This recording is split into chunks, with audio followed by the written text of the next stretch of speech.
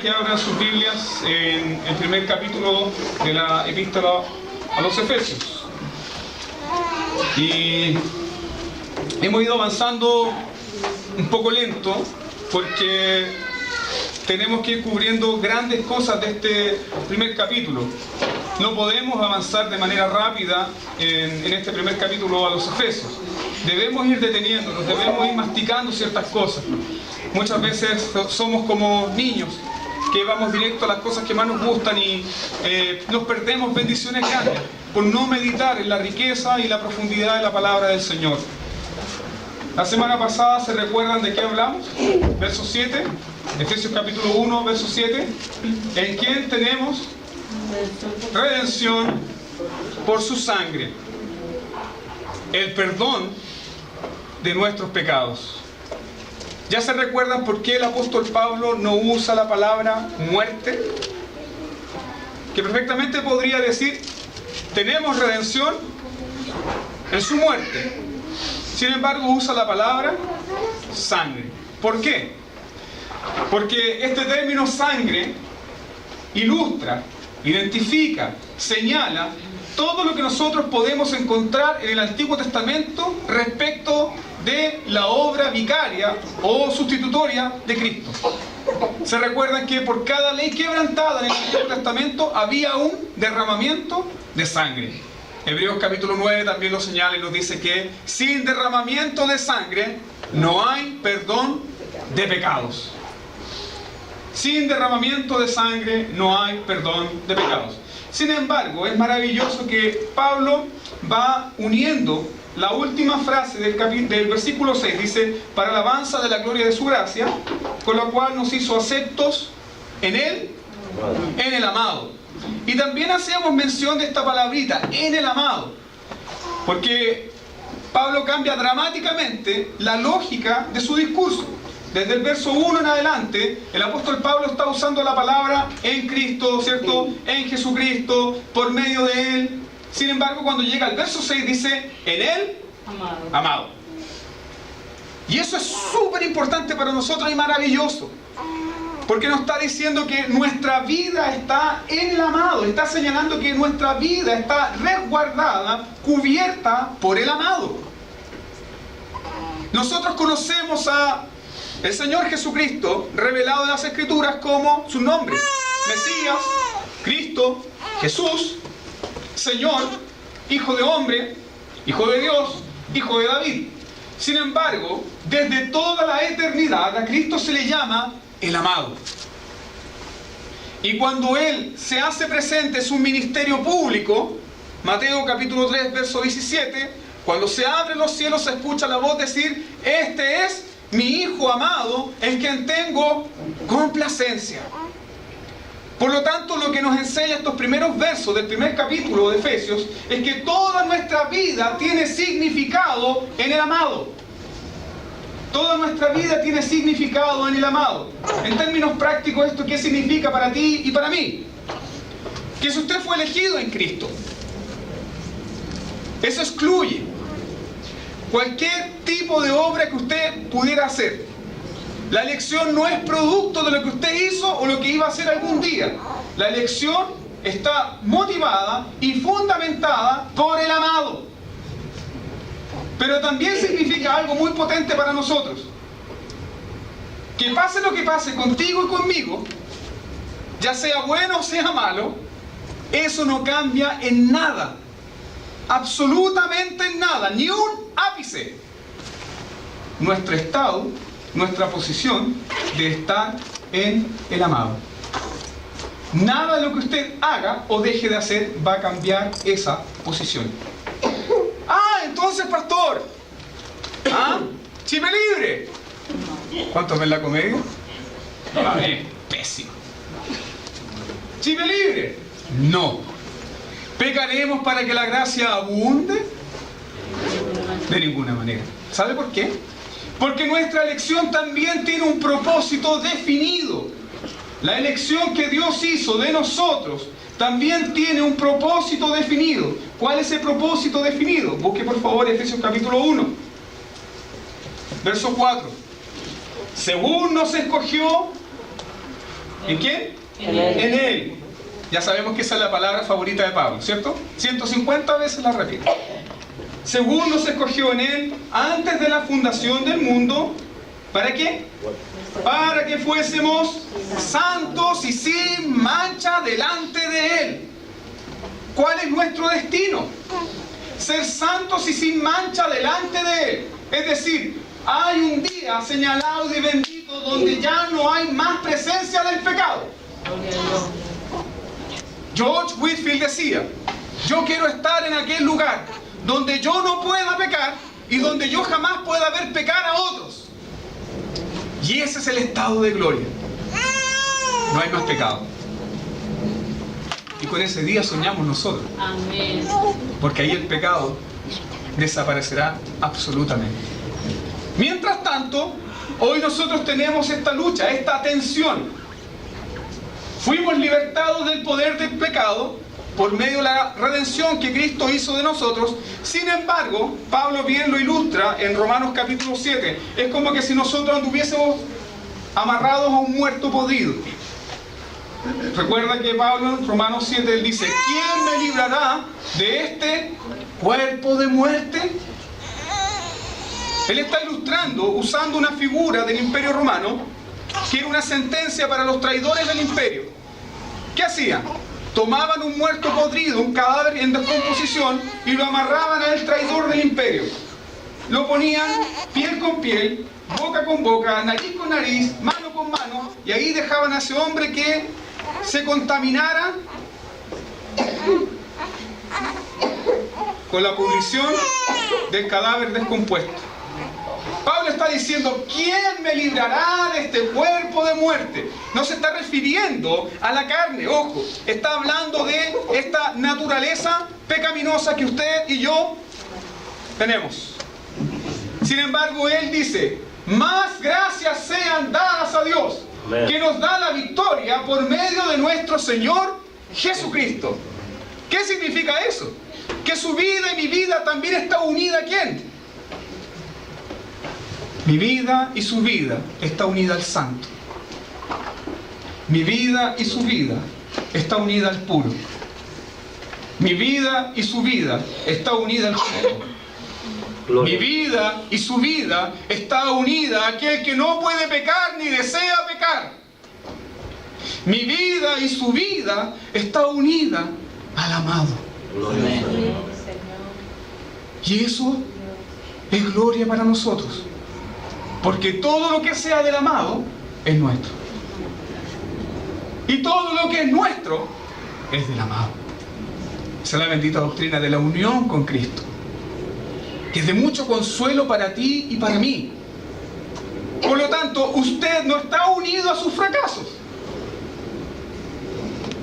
Usted no está unido a sus fracasos. Usted está unido al triunfo y a la victoria de Cristo. Parece que no lo cree. Parece que hoy llegaron escépticos. Parece que no lo cree. Bueno, vamos a decirlo de nuevo. Su vida y mi vida está unida a los triunfos y a la gloria de Cristo. Amén. Sí. ¿Usted es cristiano o está tratando de ser cristiano? Bueno, aquí estoy, pastor, a patás con los 3 y los 4. Y a combo con los 5. Estoy tratando de ser cristiano. No. Un cristiano es aquel que ha pasado de muerte a vida. Un cristiano es aquel que tiene su vida en Cristo. Está revestido de Cristo, está cubierto de Cristo. La justicia de Cristo es suya. La santidad de Cristo es suya. Ahora entienden por qué somos hijos adoptados por medio de Cristo. Y esto también fue producto de la buena bondad de Dios. En esto hemos estado pensando los últimos fines de semana. Que antes de que Dios dijese la luz, Dios ya había escogido un pueblo para sí. Dios nos escogió antes de la fundación del mundo. Para sí, para Él, para ser santos y sin mancha delante de Él. Por lo tanto, quiero pedirle, en medio de este sermón, que piense en esto. Su vida no debe ser definida por el aquí y el ahora. Porque el aquí y el ahora es temporal. Pero su vida está definida por su destino final. ¿Y cuál es su destino final? La gloria del amado. Gloria a Dios. Yo sé que mi Redentor vive. Y vendrá el día en que me levantaré del polvo. Sí, Señor. Y estos ojos lo verán. Amén. Y no otro. Sí, Señor.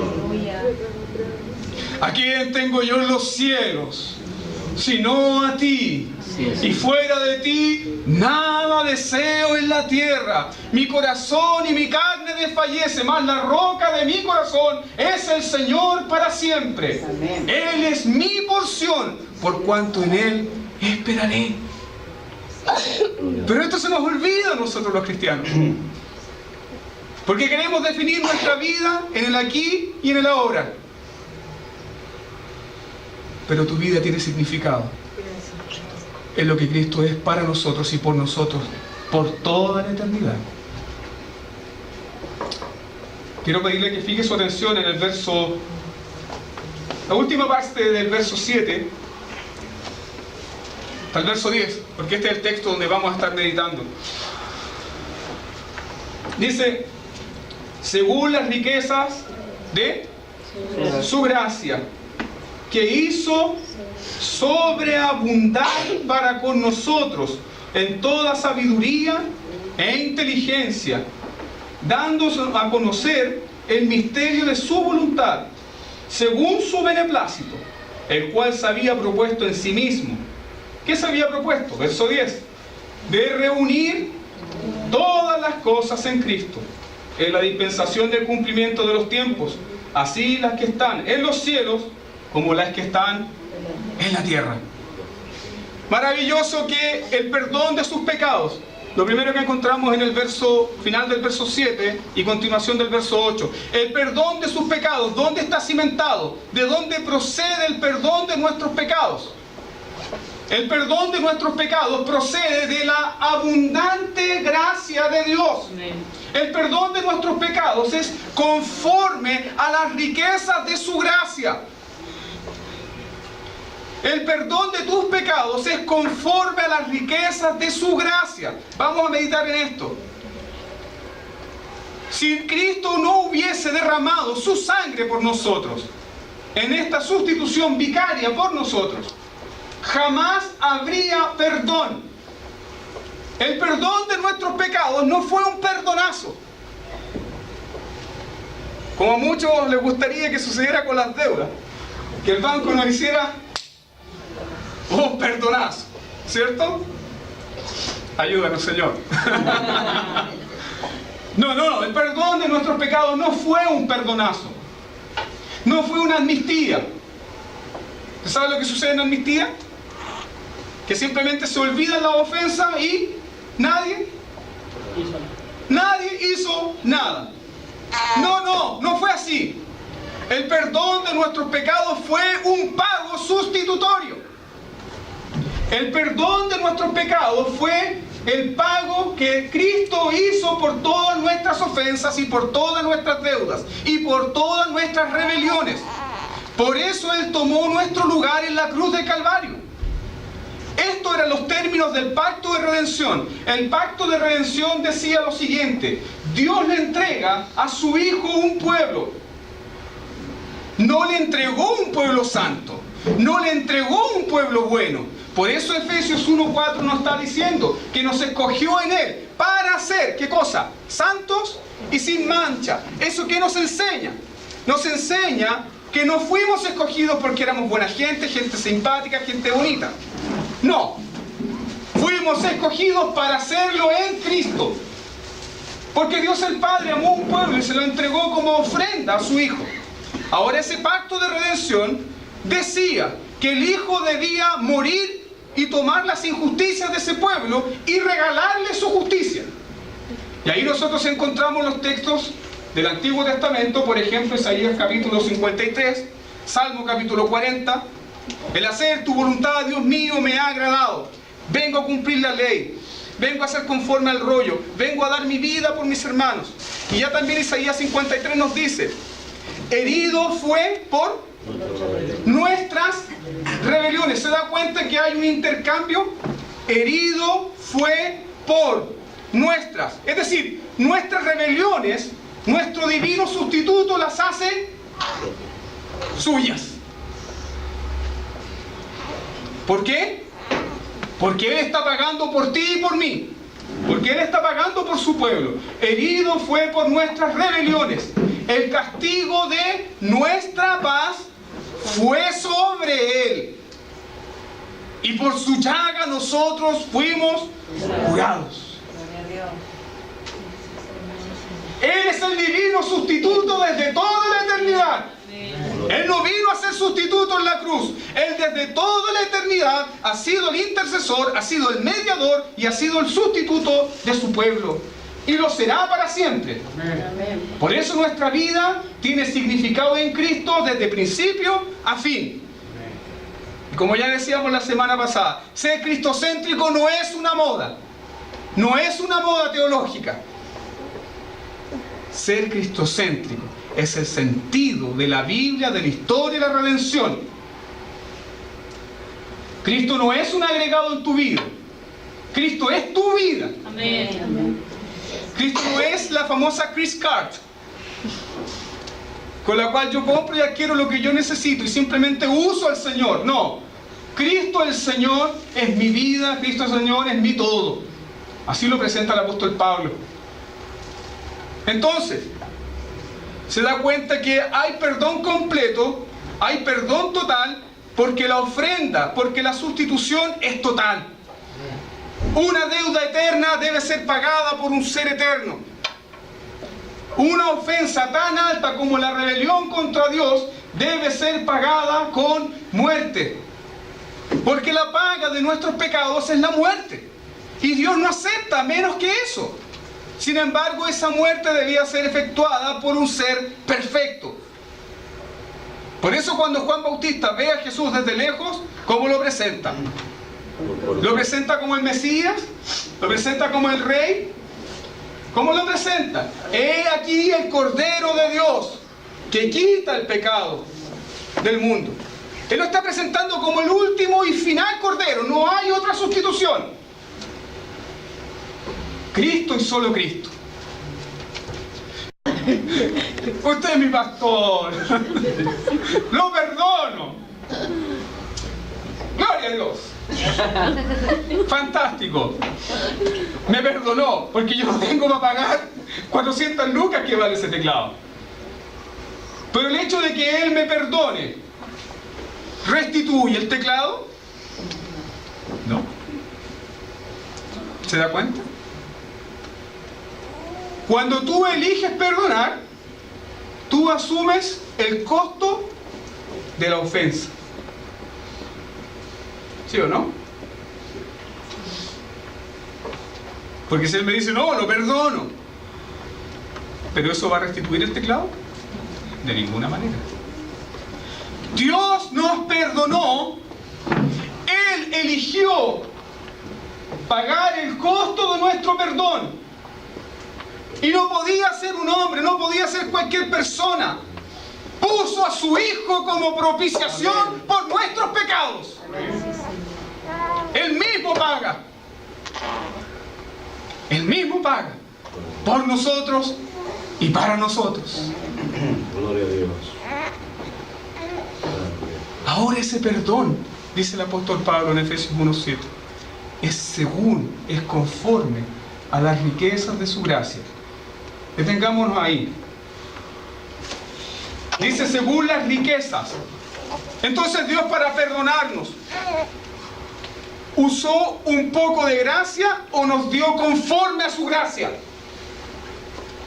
¿Dios para perdonarnos usó gracia o nos dio conforme a su gracia? ¿Nota usted la diferencia? Hay una diferencia. Hay una diferencia ahí. ¿Dios para perdonarnos usó un poco de gracia o nos perdonó conforme a su gracia? Amén.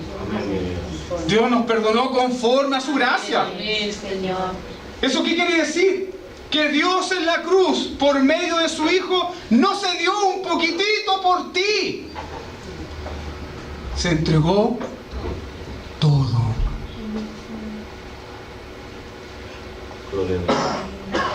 El justo por los injustos para llevarnos a Dios. Ahora entendemos la consigna de vida del apóstol Pablo.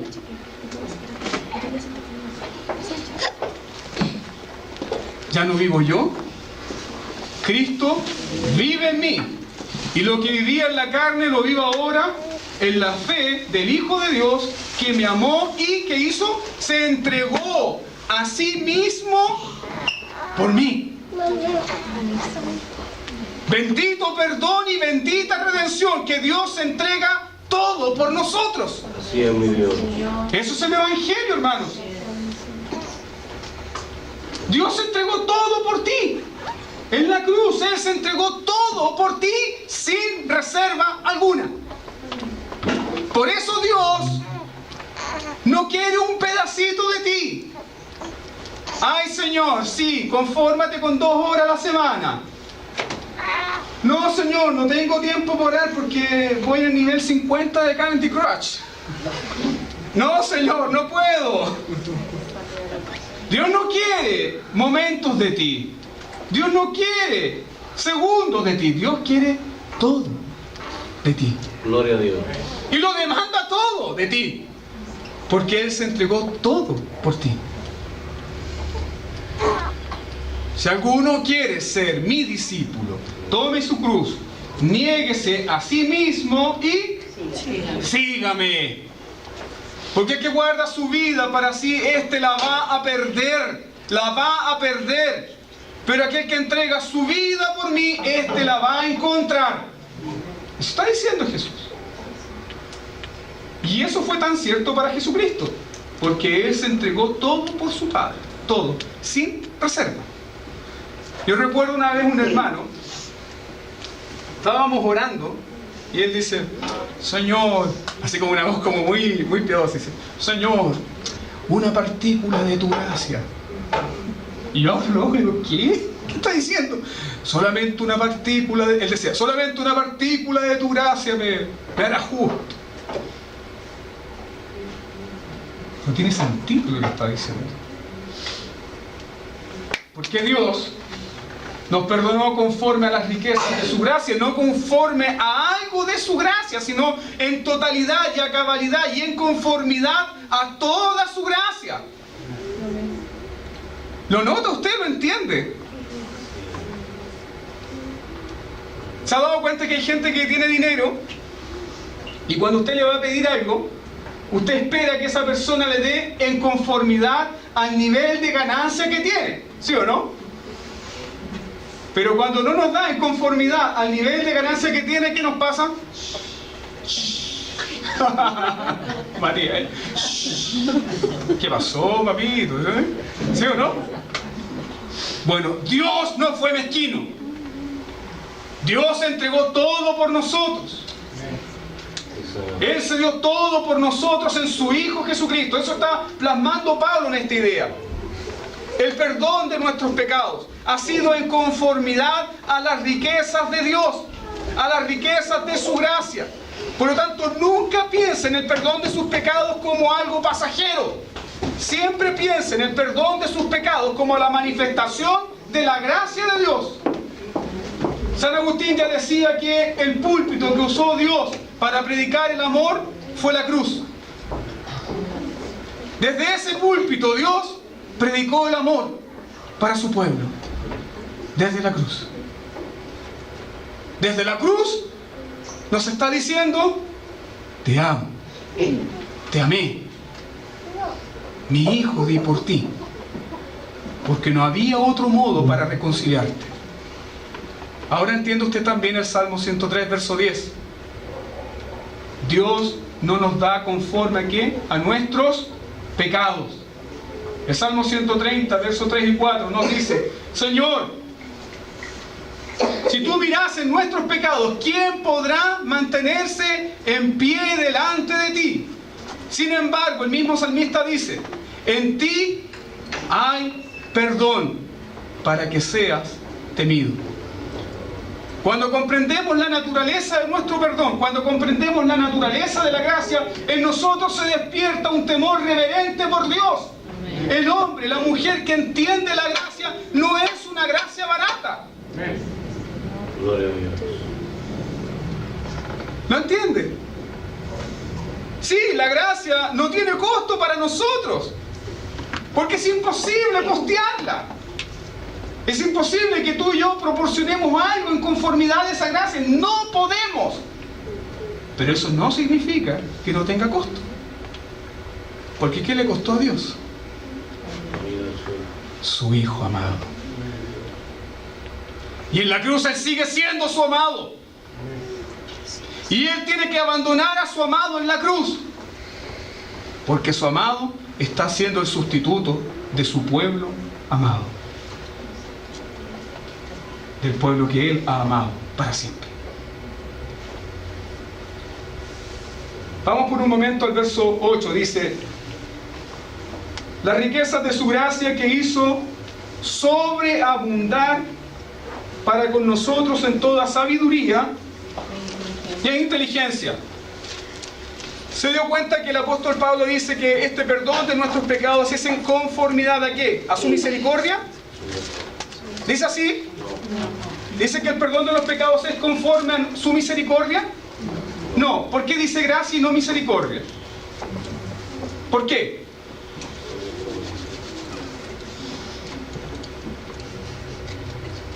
¿Por qué?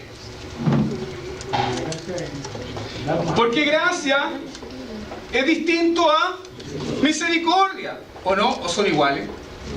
¿Son iguales gracia y misericordia? Son distintas. Son distintas. Gracia y misericordia son distintas. Ambas, sí, ambas, gracia y misericordia, proceden de la bondad de Dios. Gracia y misericordia proceden de este atributo comunicable de bondad. Pero son distintas. Señalan cosas distintas. ¿Por qué? Porque la misericordia es el favor de Dios para los que están en una condición de miseria. La misericordia, en este sentido, es negativa. ¿Por qué? Porque en la misericordia Dios no nos da lo que nosotros merecemos. ¿Qué merecemos por nuestras rebeliones? Ser consumidos in actum. ¿Sí o no? Sin embargo, la gracia, ¿qué es? En la gracia, en el sentido positivo, Dios nos da lo que no merecemos. ¿Qué nos ha dado Dios? La justicia de su Hijo, la pureza de su Hijo, la santidad de su Hijo, la gloria de su Hijo. ¿Lo merecemos? No.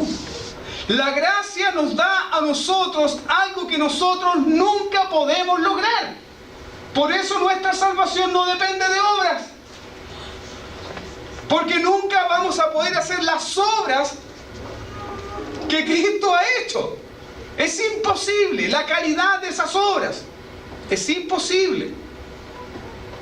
Gracia, en el sentido positivo, es Dios dándose por nosotros, por ti, poniendo en nuestra cuenta lo que Cristo ha hecho por nosotros. Ahora el apóstol Pablo está combinando esto. No se detiene solamente en el perdón. Ya habló en el perdón y podemos decir que el perdón es la puerta de entrada a esta nueva vida en Cristo. Sin embargo, muchos cristianos se quedan meditando en el perdón y no avanzan más allá del perdón. Nosotros debemos ir más allá del perdón. Yo sé que muchos de ustedes le enseñaron que en la cruz Cristo nos perdonó y como que nos dio una hoja nueva. Y ahora depende de nosotros mantener la hoja en blanco, ¿sí o no? ¿Cuántos escucharon eso? ¿Cierto? Se nos enseñó que en la cruz se nos perdonó y de ahora en adelante nosotros debemos vivir y mantener una relación con Dios. Si fuese así, entonces la vida cristiana es una desgracia. Porque tú y yo no podemos. Hermanos, no podemos. No podemos. Es mucho más que perdón. Es mucho más allá que perdón. No solamente se perdonaron nuestros pecados, Dios nos entregó la vida de su Hijo para cargarla a nuestra cuenta. Dios nos entregó la justicia de su Hijo para nosotros. Es decir, no solamente somos salvos por la muerte de Cristo, también somos salvos por la vida de Cristo. Cuando Cristo muere en la cruz, lo está haciendo por ti, ¿sí o no? Pero cuando Cristo vivió una vida de obediencia, ¿por qué lo hace? También por usted. ¿Se da cuenta? Por eso somos aceptados. Por eso somos recibidos. Por eso somos bienvenidos. Por eso el Padre no nos desconoce. Porque cuando nos ve, ¿qué ve en nosotros? Ve la justicia de su amado Hijo Jesucristo. El gran Martín Lutero, el santo Martín Lutero, que a veces no tenía palabras tan santas. Hay un libro que lo pueden leer que se llama Charlas de Sobremesa. Y parece que a todos después de sobremesa como que se nos suelta un poco el vocabulario, ¿no? ¿Le ha pasado? Bueno, él tenía ese libro, Charlas de Sobremesa, y ahí Lutero es bien deslenguado. De hecho hay una frase cómica, dice, al diablo me lo paseo. Es así como en castellano actual, es así Lutero. No imite usted eso, no lo imite. Pero dice así, en términos coloquiales, dice, al diablo me lo arreglo. Bueno, Martín Lutero en sus momentos de depresión, porque también era un hombre que sufría muchas depresiones y ataques, él decía lo siguiente, estaba orando y él decía, si Cristo está vivo, Martín Lutero también está vivo. Si Cristo muere, Martín Lutero también muere. Si Cristo es inmortal, Martín Lutero permanece para siempre. Y lo mismo podemos decir nosotros. Si Cristo vive, yo vivo.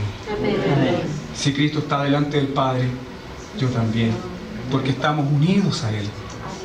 Y tú, ni nadie, ni ninguna cosa creada podrá cambiar ese estatus de hijo perdonado que es para siempre. Gloria a Dios. Ahora, ¿cuál es nuestro problema como evangélicos? Que no vivimos conscientes de nuestro perdón. ¿Se recuerda usted cuando el Señor lo llamó y cuando el Señor hizo una obra poderosa en su vida? Que simplemente fue decirle, mire, ¿cómo andaba usted? Andaba abrazando hasta los árboles. ¿Ah? Todo le parecía bonito. Llegaba a la iglesia, todo es lindo, todo es lindo. Los hermanos que cantan desafinados son lindos. El predicador que está predicando aburrido son lindos. Todo es lindo, todo es lindo, todo es lindo. ¿Por qué? Porque usted está viviendo en la conciencia de que es un hombre perdonado. Gloria a Dios. Está viviendo en la conciencia de que no hay deudas. Está viviendo en la conciencia de que ninguna condenación hay sobre su vida. Pero pasa el tiempo con nosotros y olvidamos nuestro estado de hijos y hijas perdonados. Porque tenemos ignorancia de Cristo. Esa es la pura verdad. Somos ignorantes de Cristo porque somos ignorantes de la palabra. Somos ignorantes de las riquezas de Cristo porque somos ignorantes del Evangelio. Si nuestras vidas estuviesen fundamentadas en profundidad y a cabalidad en el Evangelio, viviríamos vidas atrayentes. ¿Cómo es posible que nosotros vamos a conquistar a los paganos diciéndole, sí, el Señor me perdonó? Es ridículo, ¿no? Es ridículo. Nosotros señalamos lo que nos gusta. Nosotros recomendamos lo que nos cautiva. Entonces, si no tenemos una conciencia de quiénes somos en Cristo, de la calidad del perdón, de las riquezas de su gracia, no podemos recomendarle a otro. Por eso nuestro evangelismo a veces es patético. Y sucede en muchos movimientos evangelísticos que ¿saben lo que hacen? Ponen anuncios. Hoy día en la iglesia vamos a rifar un auto, venga a recibir al Señor. Hoy día en la iglesia tendremos payasos y malabaristas, venga, venga. Hoy día tendremos no un sermón, tendremos un humorista cristiano.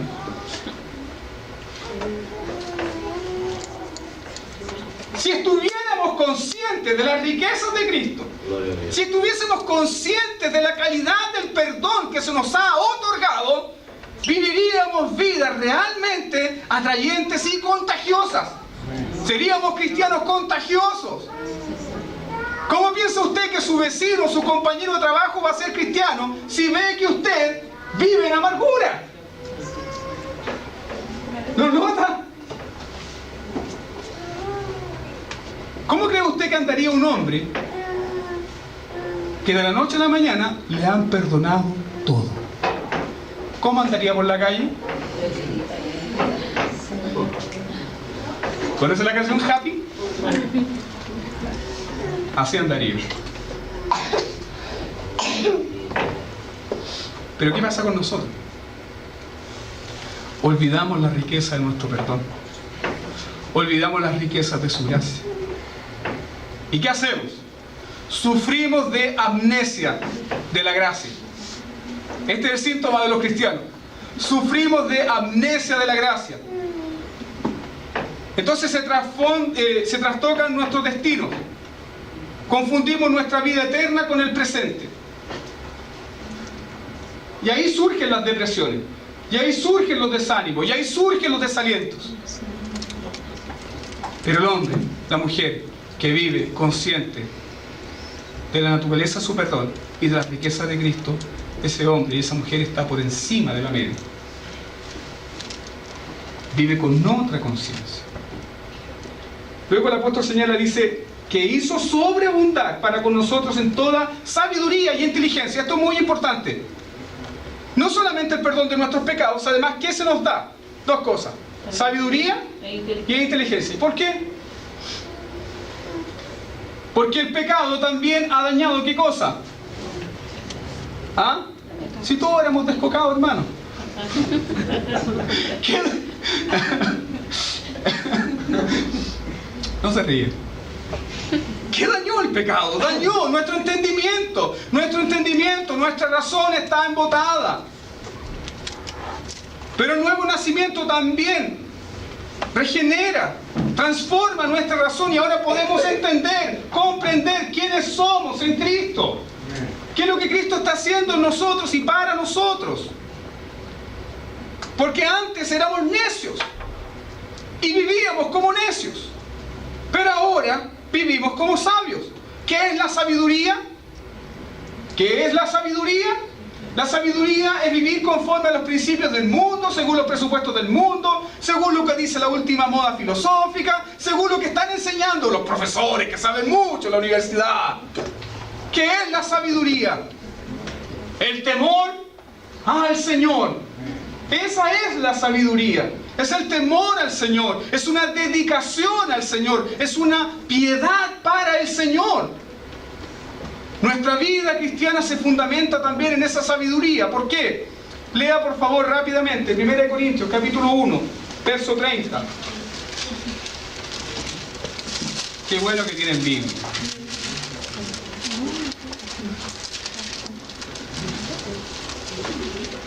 Primera de Corintios capítulo 1, verso 30. Primera de Corintios capítulo 1, verso 30. Más por él estáis vosotros, palabra preferida de Pablo, en Cristo Jesús, el cual nos ha sido hecho por Dios.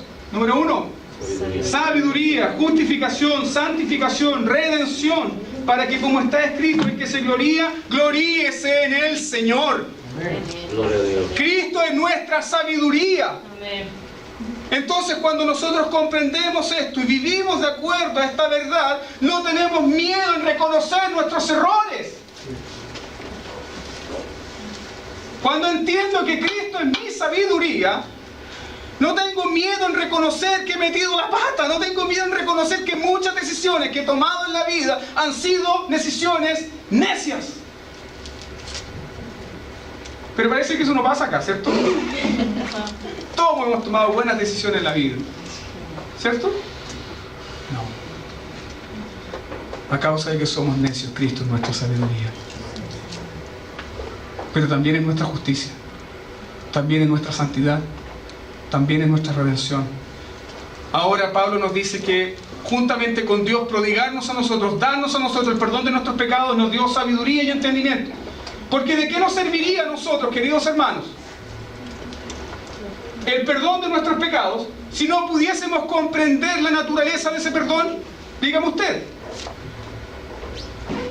Usted andaría, sí, el Señor me perdonó. Qué bonito. Si no tuviésemos la sabiduría para comprender qué significa ese perdón y que ese perdón está sustanciado por las riquezas de su gracia. Se nos ha dado sabiduría y se nos ha dado entendimiento para conocer qué es lo que tenemos en Cristo.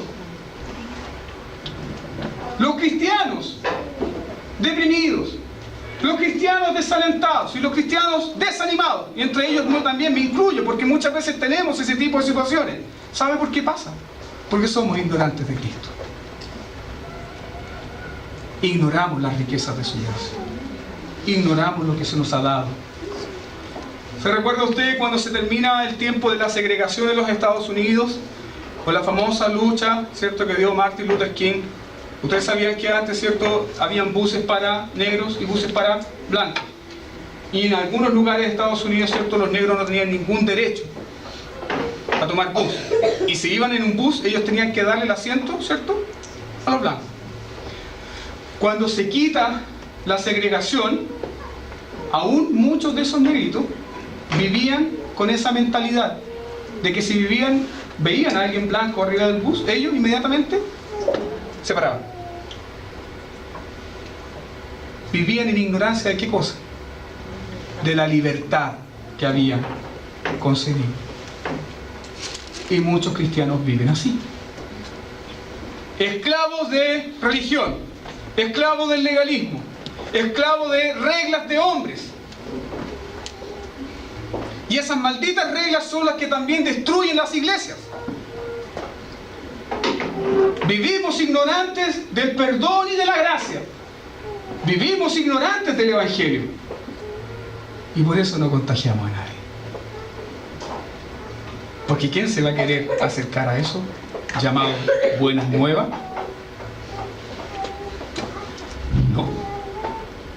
No somos atrayentes porque no estamos disfrutando, porque no estamos conscientes de las riquezas de la gracia de Cristo. Sin embargo, se nos ha dado sabiduría y entendimiento para comprender esto. Vaya por favor al verso 9. Además, la tercera cosa que menciona el apóstol Pablo acá es que se nos dio a conocer el misterio de su voluntad. ¿Cuál es el misterio? ¿Cuál es esta cosa misteriosa? ¿Cuál es esta cosa misteriosa? ¿Qué es? ¿Qué es este misterio? Dice, dándonos a conocer el misterio de su voluntad. Ya saben que el apóstol Pablo le está escribiendo a estas personas que vivían en Éfeso, y en Éfeso habían abundancia de las religiones de misterio. ¿Qué enseñaban las religiones de misterio? Que si tú querías vincularte y ser un gran avanzado en las religiones de misterio, lo primero es que tenía que ser parte de una sociedad secreta. ¿Han escuchado esa frase? Tienes que vivirlo. No te lo puedo contar, tienes que vivirlo. Eso es gnosticismo puro. Es que no te lo puedo contar, tienes que vivirlo. El cristianismo no funciona así. El cristianismo es la proclamación de la verdad para que todos conozcan. No hay secretos en el cristianismo, no hay doctrina por la luz. ¿La escondemos? No, pastor, no predique estas doctrinas tan difíciles, porque esto es para los cristianos más avanzados. La bañaste. Bueno, eso funcionaba así en el primer siglo. Habían estas doctrinas de misterio. Y solamente las revelamos a los más avanzados. Entonces, los que querían crecer en esta religión de misterio, era muy particular lo que sucedía. Tenía que introducirse ese templo pagano y tener contacto con los dioses. Y si alguien entiende lo que estoy hablando, ¿qué era tener contacto con los dioses? Era practicar la prostitución religiosa. Para tener contacto con los dioses y ser sabio en estas religiones de misterio. todo era muy cerrado, todo era muy secreto. Y a veces yo también he visto cristianos así. Hola, soy cristiano, sí. Qué bueno. ¿De qué iglesia eres? De los 5 puntos. 1, 2, 3, 4, 5. Santo y seña. Así, como en una sociedad secreta, como en una cofradía, pero el cristianismo no es eso. El cristianismo no es eso. Es vivir abiertamente y públicamente nuestra fe, nuestra esperanza de vida. Entonces Pablo le está hablando a esta iglesia que en ese entonces, en ese contexto, habían estas religiones de misterio, que habían doctrinas secretas y ocultas. Sin embargo, ¿qué está diciendo el verso 9? Que Dios nos la dio a conocer. Dios reveló, ¿qué cosa? El misterio. No hay nada oculto.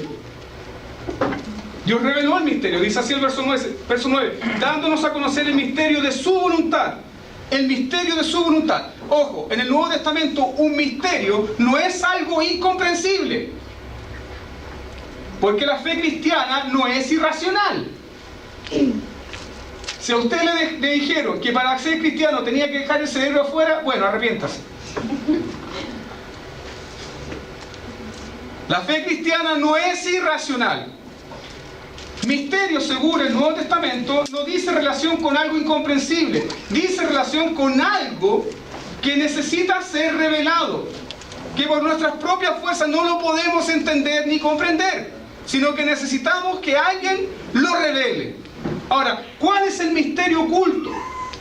¿Cuál es este misterio oculto que Dios quiso revelarnos en un tiempo determinado? Está diciendo Pablo, dándonos a conocer el misterio de su voluntad según su beneplácito. Beneplácito es que está conforme a la voluntad de Él, según le plació a bien, el cual se había propuesto en sí mismo. Dios se propuso en sí mismo mantener oculto esto, pero también luego revelarlo. ¿Cuál es el misterio? Vaya al verso 10. ¿Cuál es el misterio? Reunir todas las cosas en Cristo. Ese es el misterio. La vida, el destino de este universo persigue un fin, y ese fin es Cristo. La historia de la redención está centrada en Cristo. Ese es el misterio. Y usted y yo lo conocemos, pero el mundo no lo sabe. Por eso nuestro sentido de vida es mayor que de aquel que no tiene a Dios. Vaya por favor por un momento a la epístola de Colosenses.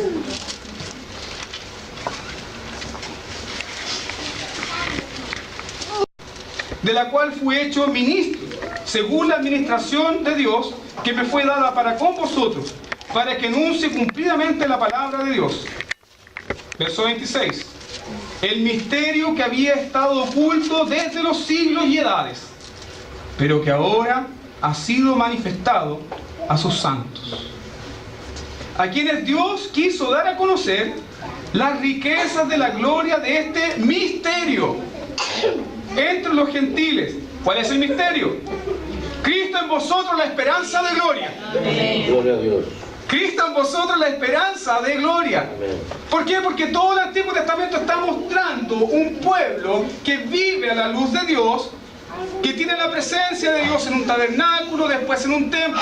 Pero ahora ya no necesitamos tabernáculo ni templo, porque Cristo ha venido a morar con su pueblo, para estar con su pueblo para siempre. Ahí está el misterio. Ahora tú y yo somos servidores de este misterio. Sigamos leyendo.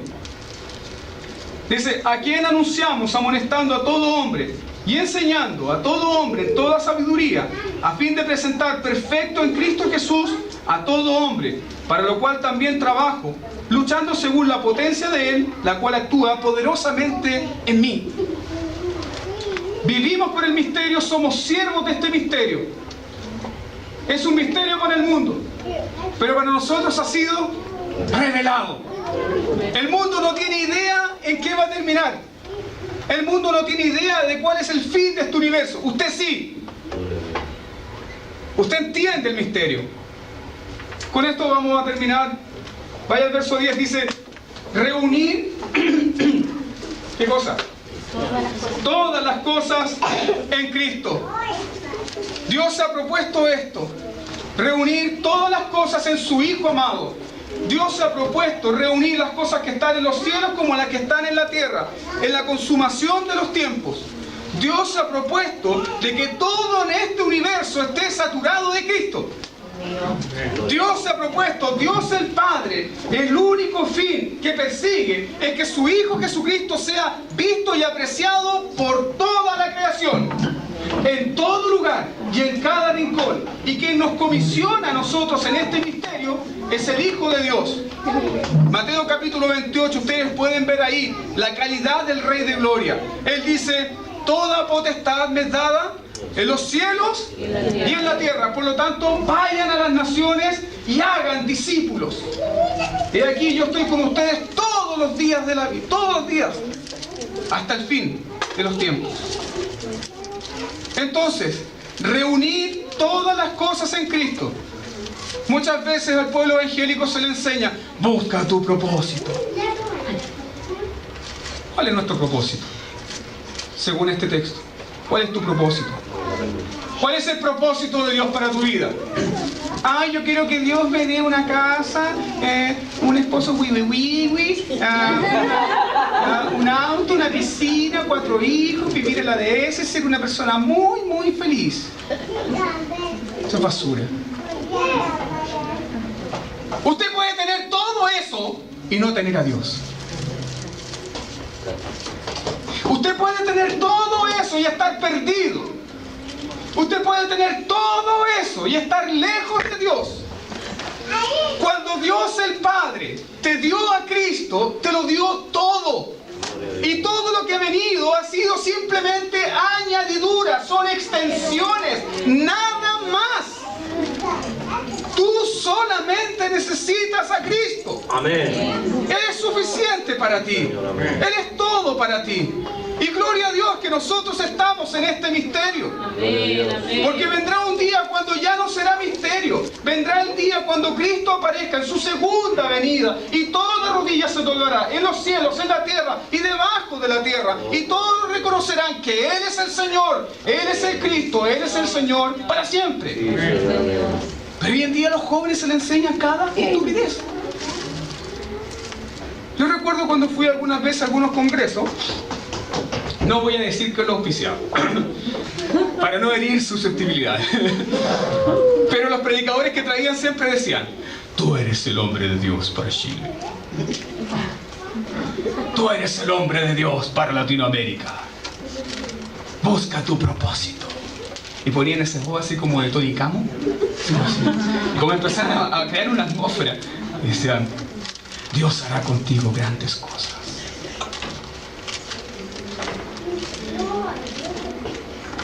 Perdón, yo el hombre para Latinoamérica. Existe un solo hombre para Chile, para Latinoamérica, para el mundo, para este universo. Y ese hombre es Jesucristo. No soy yo, no eres tú. La iglesia no existe, querido hermano. La iglesia, nosotros como iglesia reformada de Maipú, no existimos para la fama de un hombre. Existimos para la fama del nombre. No existimos para la fama de un pastor, existimos para la fama y para la gloria de Cristo. Esa es la misión de la iglesia. La iglesia es servidora del misterio hasta que Cristo sea visto en todo este universo. Porque Él va a dominar de mar a mar. Porque Él va a dominar de polo a polo. Cuando Dios ve a su iglesia, ve a Cristo. Y Dios no se conforma con menos. Por lo tanto, ¿cuál es la misión de la iglesia? ¿Cuál es nuestra misión? Que Cristo sea visto. S.T. Gordon, un antiguo predicador bautista, bueno, decía: cuando tú llegues al cielo, tú te vas a encontrar con un gran letrero. Él usaba esta ilustración.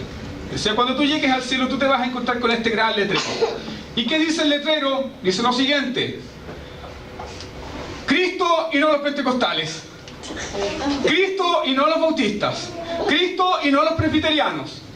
Cristo y solo Cristo. Porque lo que salió de aquí volverá aquí. ¿Lo entiende usted? Reunirá todas las cosas en Cristo. para que la gloria de su amado Hijo sea visible a toda esta creación. No hay otro propósito. Entonces, queridos hermanos, cuando nos desanimamos, cuando viene el desaliento, ¿qué hacemos? Debemos recordar este propósito. Debemos recordar el plan de Dios. El plan de Dios eterno es la manifestación de su Hijo en toda la creación, la exaltación de su Hijo, la exclusividad de su Hijo, la supremacía de su Hijo. ¿Se recuerda usted el lugar donde Cristo hizo más milagros? ¿Cuál fue? Corazín y Betsaida, donde Cristo hizo los milagros más extraordinarios. ¿Sabe cuántos se convirtieron ahí? Ninguno.